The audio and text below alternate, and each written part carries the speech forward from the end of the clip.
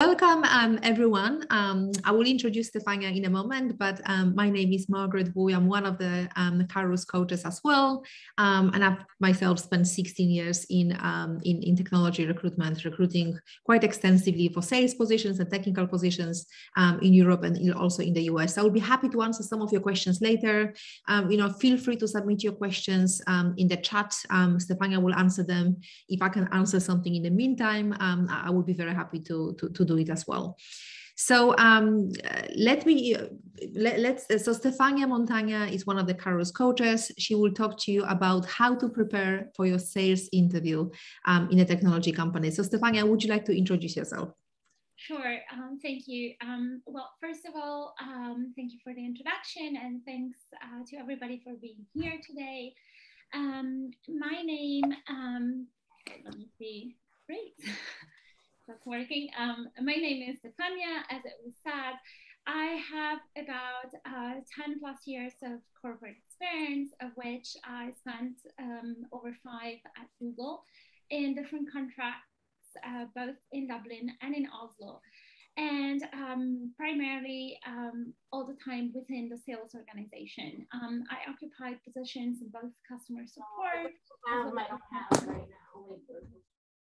And apart from that, sorry, I got a bit distracted, but in the account management role, I worked with both long tail and short tail customers. So really closely one-to-one as well as at scale. I've become a Kairos coach a few months ago, and my coaching focus is both on storytelling, how to really own your narrative in order to shine whatever you want to do in your life, and emotional intelligence. So I always try to bring both focus to the table in my work. And today I am going to focus on the sales part of the role-related knowledge interview. Now, that's how it's called at Google. I'm fairly confident that it translates very well to other companies, because ultimately what we will talk about is how to make sure that people understand that you're able to sell. And what I've seen helping people prepare for interviews is that often people might be very good at selling and they hate selling themselves.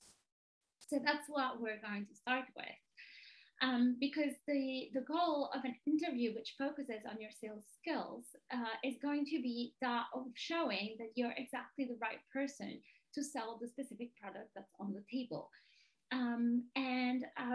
So in order to do that, we'll go fairly deep into some of the steps of the sales cycle, because I want to give you the tools in order to prepare properly for this type of interview. And so at the end, you should be able to answer the question, sell me this pen successfully, and we will discuss what it looks like. And so the first thing I want to invite you to think about is, first of all, what are your associations with the word sales? And then once you have that in mind, I also would like you to journal, ideally, what does it mean for you to sell yourself?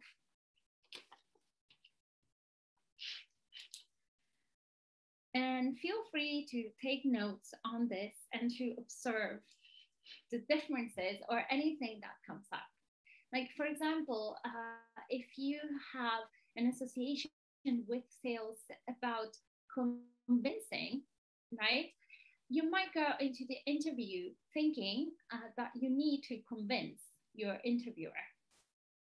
And I would like to challenge that belief a little bit by, first of all, bringing to mind this quote by Per Espen Stoknes and Susan Davis, which is taken from their book called Money and Soul.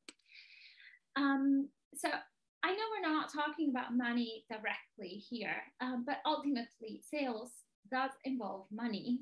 So this is why I think that's fairly relevant. And I've highlighted a few words in this quote, which reads, what the soul wants is circulation and community. So does money. It exists only in exchanges. It creates and expands relationships between people in market. However, when those relationships are dominated by comparison and competition, money and income get framed by conflict. Now, you can take the time to read the rest of the quote, even though I know it's a lot of words for one slide. But the key idea here is that ultimately, when we engage in sales, we're not engaging in a convincing or make-believe game. We're engaging in an exchange. And if you start thinking about your sales interview as an exchange with your interviewers, you do have the chance of having a much more successful interview to begin with.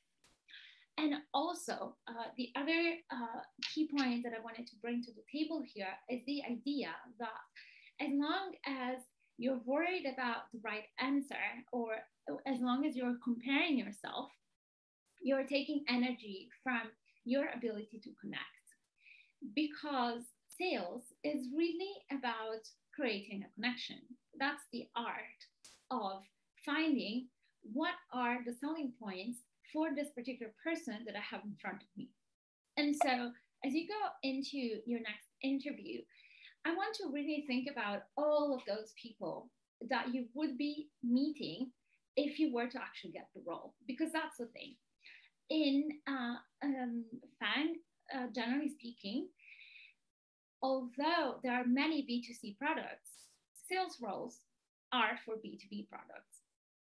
And especially if you're coming from retail, for example, where you might have experience selling to one person in particular who's the end user of the product, you might, for example, be used to one-off interactions. Whereas in B2B, what usually happens is that you have lots of actors, often with conflicting interests, that need to engage in an ongoing relationship.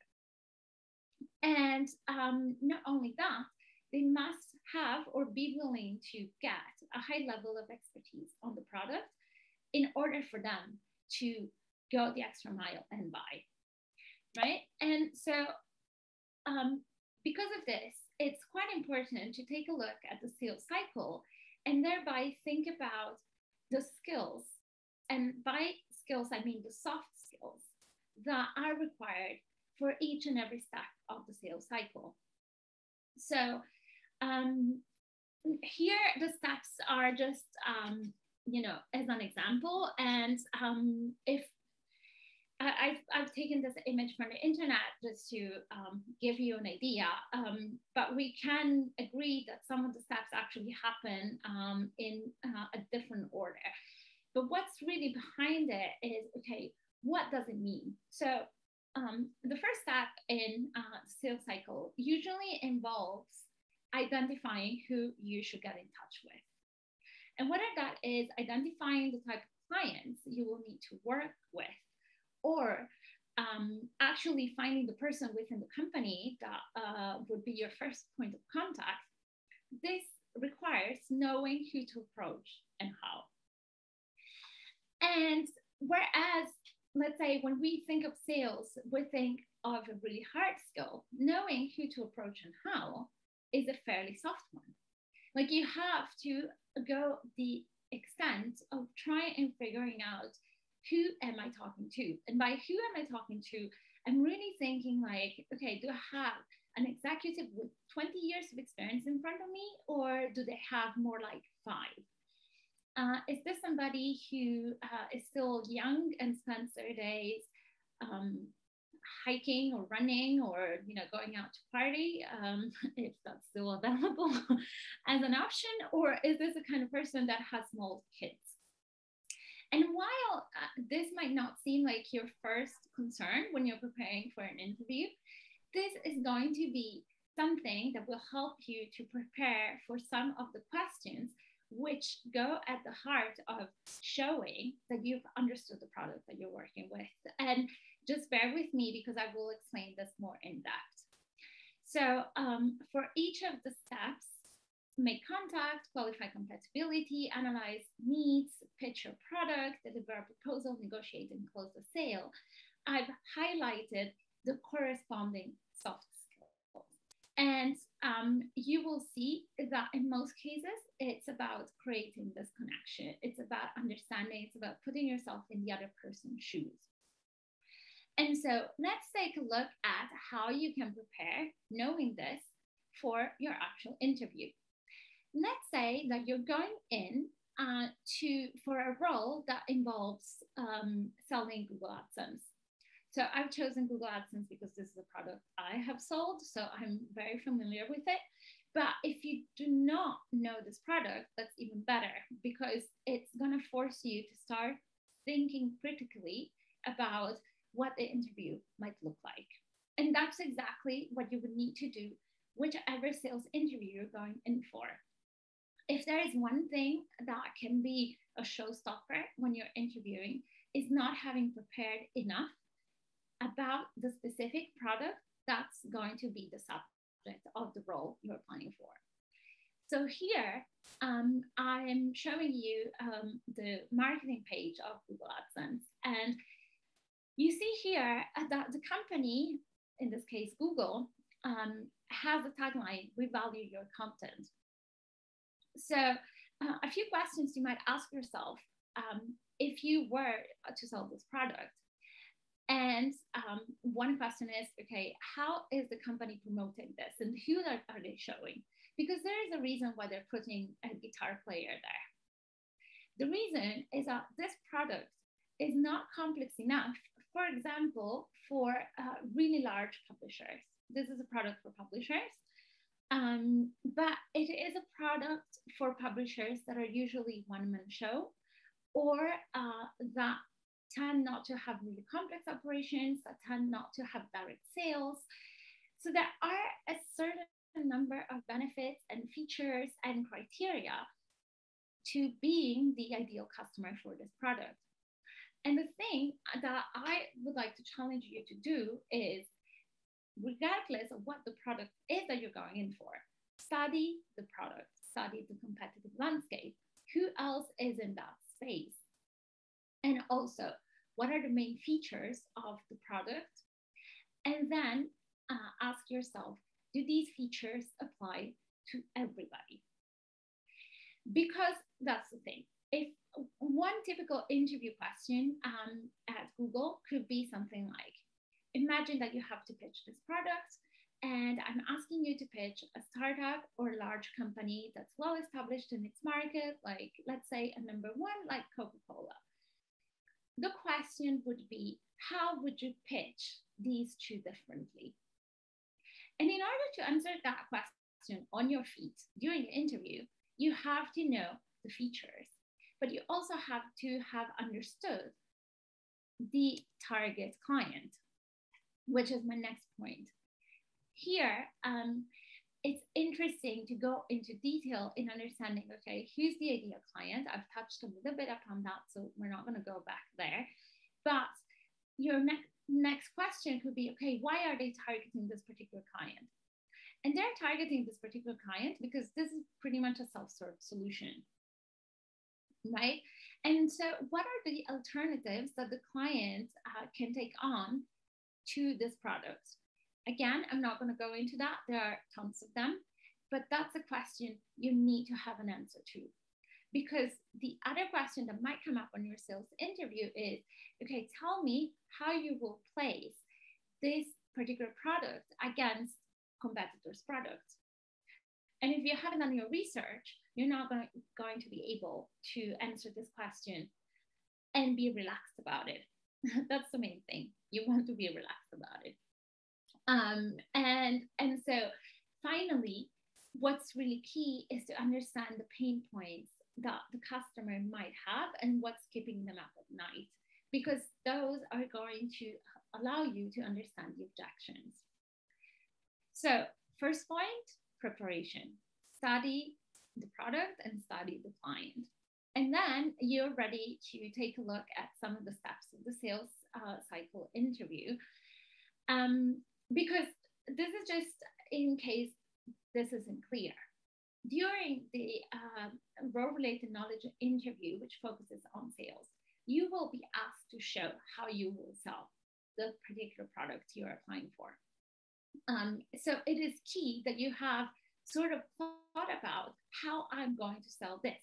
These are the questions you're going to be asked. So here, I wanted to bring to the table some example questions. And the first one I wanted to bring is the following. Imagine that I'm asking you to enter a new market with a product. Here, I'm making out that the product is note-taking app and project management tool into one. And the question is, how would you go about entering the market? So the first tendency that candidates have when confronted with a question like this is to want to come up with the right answer. And what's important to understand here is that this is not a quiz, right? There is no right or wrong, but there is an inherent level of complexity in this question. And so what the interviewer wants to hear is really, how are you thinking about this particular question, about this particular problem? And because this is not a simple problem, there is no one right answer, but there are factors that you could consider. And so let's go into some of them. So this relates to the alternatives in the competition. Like, for example, here, one way of thinking about entering this market is, okay, who would I target first? And one exercise that you do is to draft a list of 10 potential clients for this one product that you're applying for, that you would go and target in your region. You can define your region as you want, but what you should be careful to notice once you make the list is how much diversity there is among these different clients or potential clients. And when I'm talking about diversity, I'm talking about potential. I'm talking about size. I'm talking about traditional versus innovative orientation. I'm talking about complexity of the organization. Because once let's say that you actually get into your role, right? Then you might get a question like this one. Imagine that you're 3 months into your new role, you're about to, like, you can pitch 2 customers. One is a startup, the other one is a large company that's well established, like Coca-Cola or Shell. And let's start with, if your portfolio was only the Coca-Colas of the world, you might have a really hard time closing some deals within the first quarter or even the first 6 months. Because the portfolio that you're creating, you're creating because you're making this prioritization for the new market, is only made up of high potential, high complexity clients. Instead, what you will want to think about is, okay, what defines potential in my market? What defines complexity? What defines a quick win?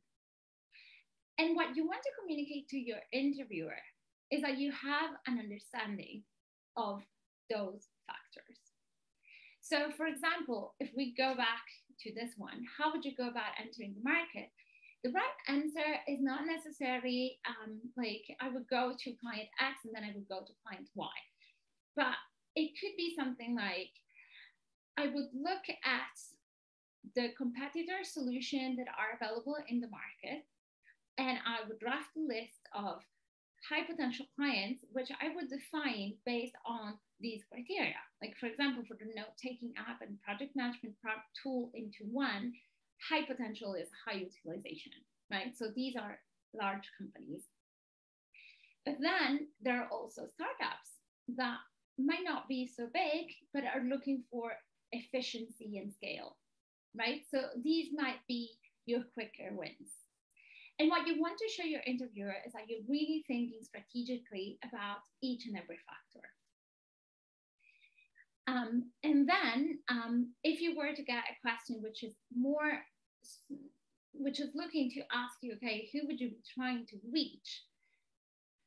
What's interesting is to really put yourself in the shoes of the actual company and think, okay, who will get this on their to-do list, right? So for example, the note-taking app, is that something for the commercial department? Maybe, maybe not. Have you thought about who actually is going to be the right person to talk to within that? So maybe that's the CTO. And let's just say it's the CTO for example's sake. And then your next question would be, okay, how would you sell them the solution? And if you think with the hat of the CTO, you would be thinking about efficiency, right? So the factors that you would be highlighting are about hours saved. Versus if you were to pitch a different solution, which is commercial in nature, and that's bringing more money, then you would go to the commercial department and you would try to convince them with a kind of money-based argument. And one interesting way to think about this is, for example, in the Google Cloud marketing description, one of the selling points is that customers who adopt Google Cloud are the ones that are running on the cleanest ecosystem in the world. Now, if that's the interview you're preparing, my question to you would be, who is this a selling point for? Because once you think about it, there are some companies that are really globally conscious, let's say, like any startup that's working with food waste versus like clean environment markets. For them, this will be a selling point. But then, and this is just a hypothesis, think that very large companies might get a tax cut if they were to implement a cleaner solution because they're helping the country reduce their CO2 emissions. Then that's a selling point. But if you go to a company that does not care at all about the environment in a country where there is no tax cuts for companies that are reducing their CO2 emissions, this is not a selling point. It's a feature, but it's not a benefit. Regardless of what you think of the solution, by the way, this is really thinking about, okay, what's going to convince the person in front of me?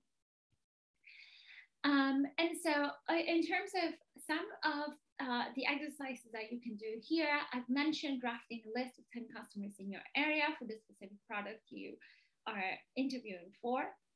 The next question is, okay, who would I reach out to? And the next one down is drafting a list of 5 to 10 questions you would ask them to warm them up to the product. Because ultimately, you want to be able to get them to say that they need the solution. And so a potential interview question could be, can you tell me a list of questions that you would open a sales dialogue with or a sales pitch with? And that will help you really hone in and think about whether or not you've understood the product properly. Because if you've understood the product properly, the questions you're going to ask are going to be about the benefits and trying to think and feel whether there's a need in the clients that can be met by the solution the product is offering. So that's for the first step. And then the second step. So the second step is all about putting yourself in your client's shoes, which means researching the competition. So this is a kind of question that sounds like, tell me how you would go about positioning product Y against product X. And this could be, Google Cloud against the Amazon services or against Microsoft solution. It could be the example I have here, Google AdSense against Facebook for publishers, or any other that you can think of. And usually what you would be asked is, what do you think makes this solution stand out, and why should the customer choose it over the competition? Now, this demands that you are perfectly aware of the different features of each provider and what makes each one perfect for one client and not perfect for another. And so in this particular example, for example, I've put here Google AdSense against Facebook for publisher to show you that in the world of publisher solutions, for example, Google AdSense says we value your content, but Facebook for publisher says engage your community. And even just in these two sentences, you do get a good feeling of what's the difference between one and the other. Because, and that's inside information, Google AdSense is a solution that the publisher implements on their own website, whereas Facebook offers a solution that is on the Facebook platform. These two have a really different intention and really different drive. One solution is for the client to monetize their content on their existing platform, whereas the other one is for the client to get more traffic through Facebook and get paid in the meantime. So they're not exactly competitive, but you have to really understand the difference between one and the other, because you cannot reason from the publisher perspective as though both platforms are the same. It is not the same for a publisher to have their users on their own sites versus on another platform. So what's really important is that, oh, I'm sorry. I don't know what happened there. There, okay. So what you really want to ensure is that you go very, very deep in understanding the features of the product you're working with. And I want to add a word of caution there, because going deep in your understanding does not mean going deep in your explanations. Now, the going deep in your understanding is all about being able, during the interview, if the question comes up, which feature are we missing, to be able to answer that question. It is not about giving your interviewer the full rundown of all of the features and what they do and why they're there. But it's going to give you that executive high-level understanding that can then position you as a really strategically thinking candidate, which is what ultimately these companies are about.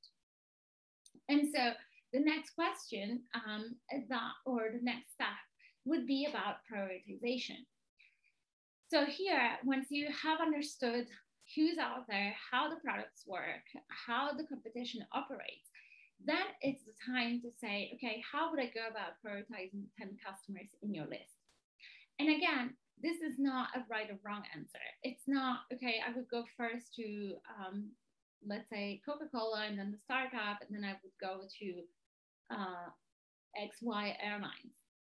Here, the standard or the template answer for a question about prioritization is I would establish potential based on these metrics, and I would prioritize these kind of customers because I'm fairly confident that with this mix of clients, I can start growing the portfolio within X amount of time. So this is a really tangible exercise. That's the other thing that I really would like to communicate to you. Try and go into the interview thinking about this job as though it already were yours. And therefore, try to think about it in really practical terms, because that's going to give you the sense that you can actually bounce ideas back and forth with your interviewer, which is not to obviously ask them to answer the questions for you, but it could be expressing, doubts, concerns that you have about whether or not the product fits particular people. It could be about the trends of the industry. It could be about the legislative environment. For example, a lot of tech products have been affected by data privacy concerns and new legislation coming up there with, cookies and things like that. How will that affect this particular product that you should sell? Is that relevant? Is that not relevant? Try to really take a high level view and use that in order to think about how to answer the specific questions. This also means understanding how to work the funnel at several levels at the same time. So not only focusing about the most amazing clients that you could win, and also thinking about, okay, what would make you fire a customer? Because it's not necessarily the case that all customers are good customers. So knowing what you know about the product and the potential customer, who would you fire? And so once you have all of this, then you're able to start preparing for questions like, tell me why running on X feature should be a selling point for client Y. Again, the point here is to show your understanding and thereby really be prepared to go in depth enough that it's clear that you have this industry understanding without getting lost in a lot of details. And here is a little bit of inspiration from Ogilvy on advertising, another book that I recommend reading if you haven't yet, where he talked about the fact that so often advertising, but this can really go for sales as well, didn't seem interested in facts. Mostly because there seemed to be a tendency towards wowing with artistic details. But what he writes is sober factual advertising really won a lot of attention and a lot of sales. And that's the invitation that I have for you tonight. Really go deep into the facts. And so finally, the last point that I wanted to mention is the need to be able to think about objections. Again, if you've thought really deeply about the interview you're going in for, you should be able to think about objections that might come up. And that's this type of question. Imagine a large company pitching, decides not to move ahead with the test. How have you failed to convince them, and what key talking points might you have failed to address? Remember that an objection is usually a request for more information. And so the way to think about this question is, what information am I missing? Or what information would I be missing if I were the CTO that's working in that company that's receiving this pitch? So then we're back at the sales cycle. We've obviously not covered all of the 7 points, but I really do hope that this overview has helped you to think about how to go from thinking about sales as something that is shown just in the numbers versus really communicating to your interviewer that you've actually done all of the pre-work in order to sell this product, and thereby you're absolutely qualified. Also, what you want to do is to show that you're able to put yourself in other people's shoes. This is the entire trick of sales. Understanding, just looking at a product from everybody, like from the perspective of everybody involved, both as it refers to internal repercussions, external repercussions, and repercussions for the client. And so, having said that, we are about to reach the Q&A. But before we do so, I just wanted to highlight this group coaching offer that we have coming up this Thursday. So this is a new offering that we're testing out at Kairos. And the idea here is on Thursday, February the 3rd, so in 3 days, at the times that are listed there, basically 10 a.m. San Francisco, 1 p.m. New York, and 6 p.m. London. We will do a 90-minute session with a maximum of 8 people. And the price is going to be 99 USD per person. And what we will do is that we will take an actual case study. And so everybody will be running with this case study to prepare for actual interview questions as they relate to this actual product. And then we will do exercises as well as Q&A in order to help you prepare for your sales interview. And so that's it for the moment. I'd like to open the floor for questions. Thank you so much, Stefania. So are there any questions, anyone? Feel free to ask them in the chat box. Actually, I will have one question for you. How many, like for example, at Google, how many interviews would a person typically have? Because I think they have a lot of interviews at Google. So how many interviews would you typically have for a sales position? So that would be about 4. Okay. I mean, that would be, so all of the interviews usually include several attributes.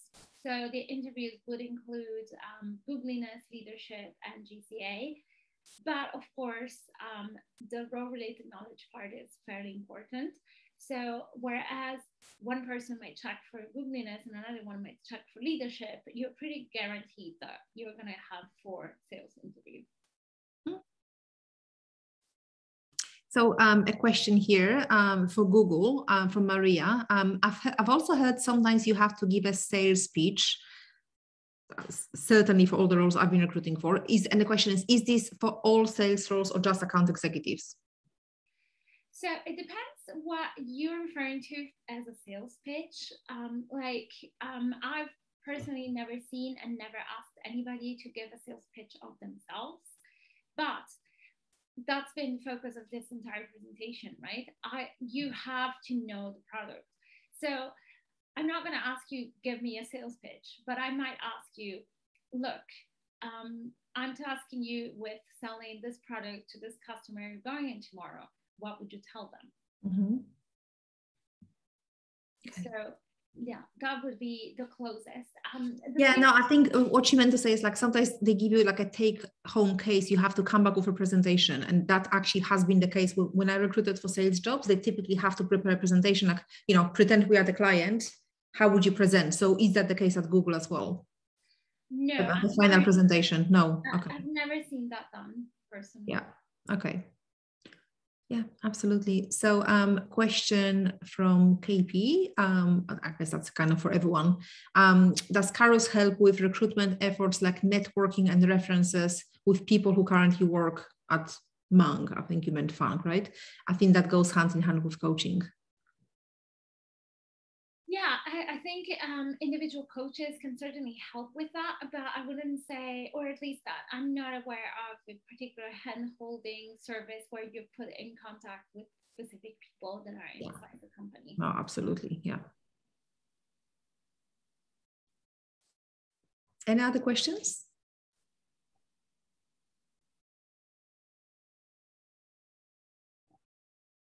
Yeah, no, don't see another question. So I guess we're going to move on to, okay, another one. So, do you happen to know the odds of getting past the hiring committee for Google?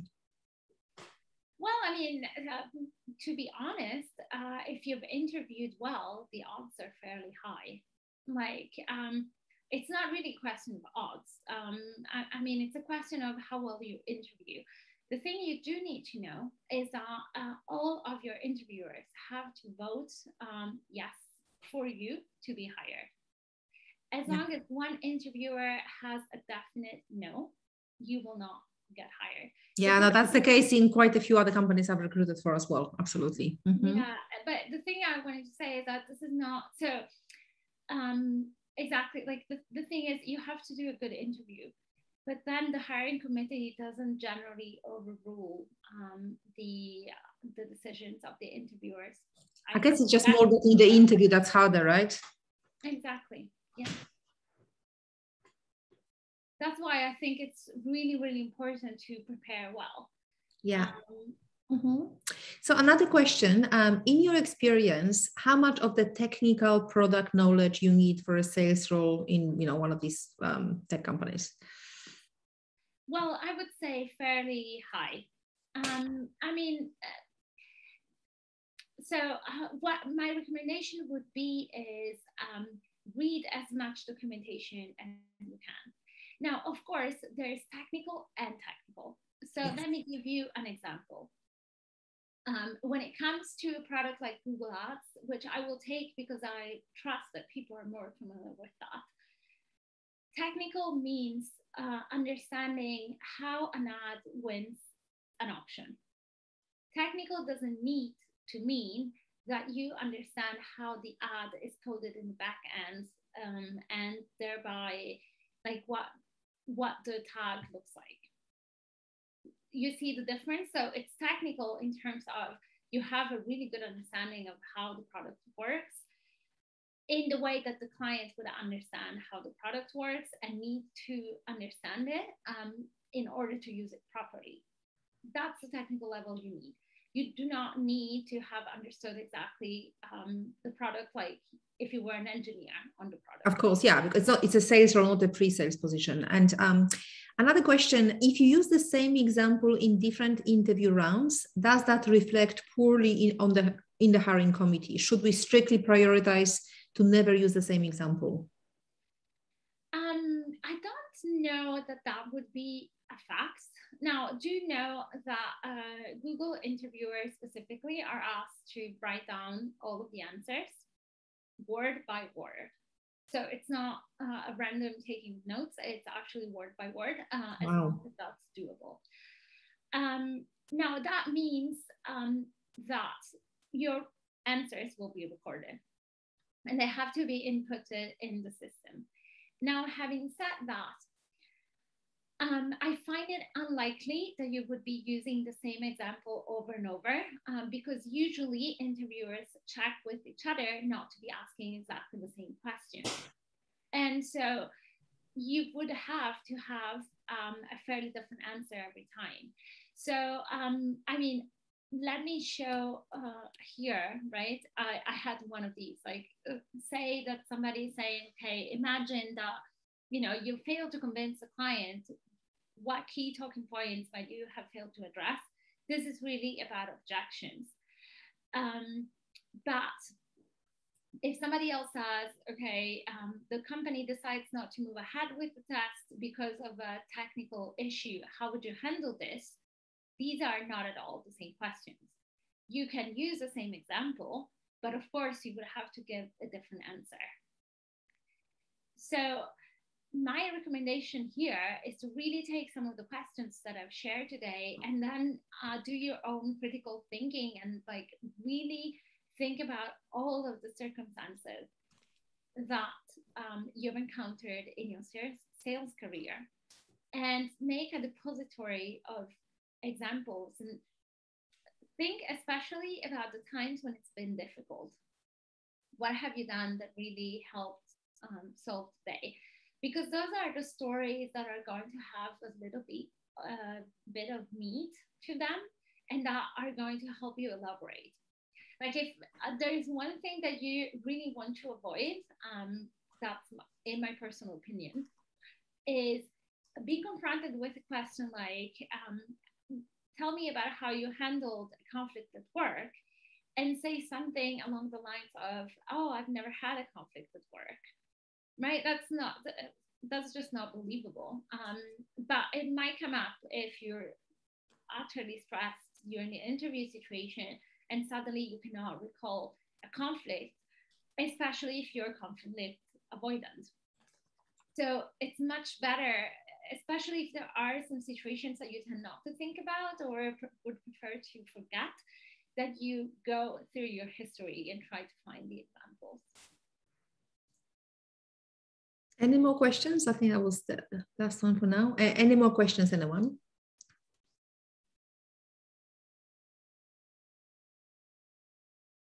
Okay, I think if there are no more questions, we can probably go to the, yeah, exactly.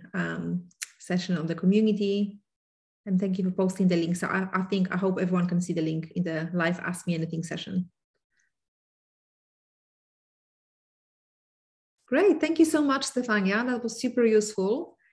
Yeah, we've just shared your profile and the link to Ask Me Anything session. So yes, and just as a reminder for everybody, like there are plenty of coaches on the Kairos platform that are also specialized in each of the various companies. So do not hesitate to look for somebody that can help you with the specific products or specific company you're applying for. And do check out the group coaching offer. Great. Thank you so much, everyone, for attending. And thank you, Stefania. Thank you. Bye. Thank you.